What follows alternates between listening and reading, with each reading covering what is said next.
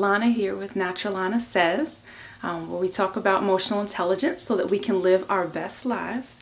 And so today I wanted to come with sort of a brief message, but some thoughts were on my mind regarding true power. And true power comes from authenticity. What does it mean to really be authentic, to be who you are? I think a lot of us have gotten crunched into the boxes of how we were trained, the different expectations that have been put on us, that sometimes when you ask someone what they want or what their true authentic self is, they don't know. And that's because we get lost in our minds. But true authenticity resides in a different place. It resides in our heart. And I was doing some readings, doing some cards, and some messages came out, and it just felt very, very clear. And I wanted to share that in hopes that it will be helpful. So first, I wanted to share a card from this deck that I just got. Very exciting.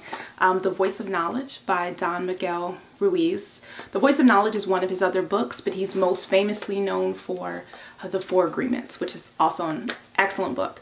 But the card from this particular deck that I was looking at is, and I'll just read it. The best moments of your life are when you are being your authentic self. But how do you know when you're being your authentic self? It's not something you can think through. It's something you have to feel. It feels like connection. It feels like alignment. It feels like flow. And it's these terms that are vaguely trying to grasp at something that is purely a feeling. When you are just fully in touch and you're fully there, and hopefully you know what that feels like. And that can often be a guiding light around direction, where to go. And when you're in that place, you are your most powerful. You can't be touched because you're not so influenced by everything outside of you. You are fully connected. The other side of the card says, when you are in your creation and doing what you love to do, you become what you really are again. You are not thinking in that moment, you are expressing. Your emotions are coming out and you feel great. It's just such a beautiful card. Just such a beautiful message to remember that with all the expectations and responsibilities that we have on a constant basis, it really all comes down to just being who we are and being in that true self and in that true moment, despite what we think is being asked of us. This also connected with a reading I was doing this morning from another sort of big hitter, Marianne Williamson, A Return to Love, cult classic. I'm currently a student of A Course in Miracles, as is she. She's also a teacher. And this book has been powerful in many people's lives in terms of reconnecting them with who they are, reconnecting them with their spirituality, not just religion, but the truth of their being and how to live life in a different way, and live life based on love. But there's some passages here that very much connect to authenticity and power and our true selves, and I'd like to share them with you. She says, we can't fake authenticity. We think we need to create ourselves, always doing a paced-up job on our personalities. That is because we're trying to be special rather than real. We're pathetically trying to conform with all the other people trying to do the same. Separation is the ego's goal. I used to always be on an emotional roller coaster ride, feeling I was better than other people and then feeling I was worse. I'm better. No, I'm not as good. I'm better. No, I'm not as good. They're the same mistake. The truth is we're just like everybody else. Knowing this, that we're no better or worse than anyone else because we're all essentially the same, is a thought lacking in luster only until we fully appreciate what kind of club we belong to. Humanity is a group of infinitely powerful creatures. Our power, however, is in us but not of us.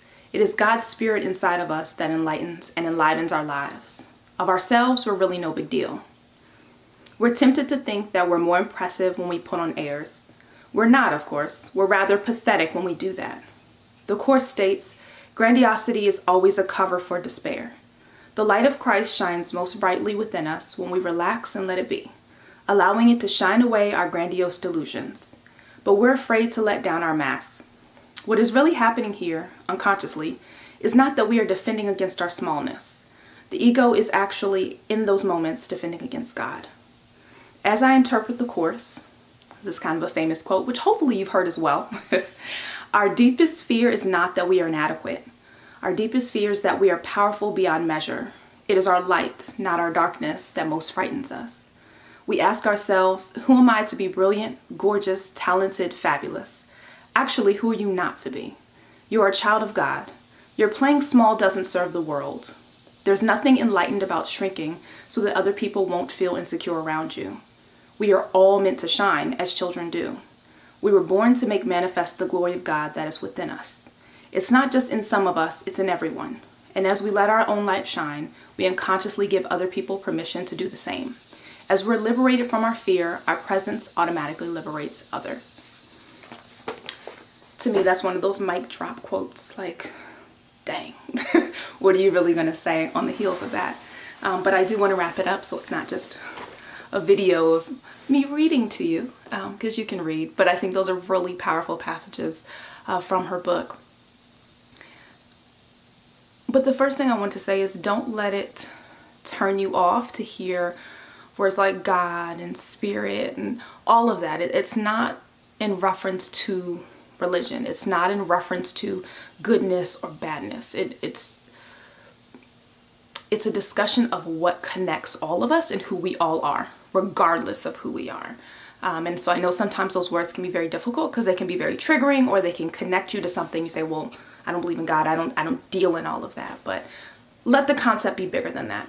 You can exchange the word God for love, if that's easier, just to kind of hear the message of what she's really saying in terms of everyone is the same, but within that sameness, we're all special. We're all amazing. We all have our own gifts to show up with. And so letting go of that game of better than, less than, compare, okay, I need to be good enough, and just be you and know that that's good enough. And someone else being them, that's good enough too. And that's who we're meant to be. So I just wanted to share that message with you. Hopefully it was helpful. I will put the names of the book and the deck of cards, in the description box below in case you are interested in exploring them further. But any comments or questions you have, please leave them below. Feel free to like if you like the video, and subscribe if you want more. I will see you in the next video. Have a great one. Take care.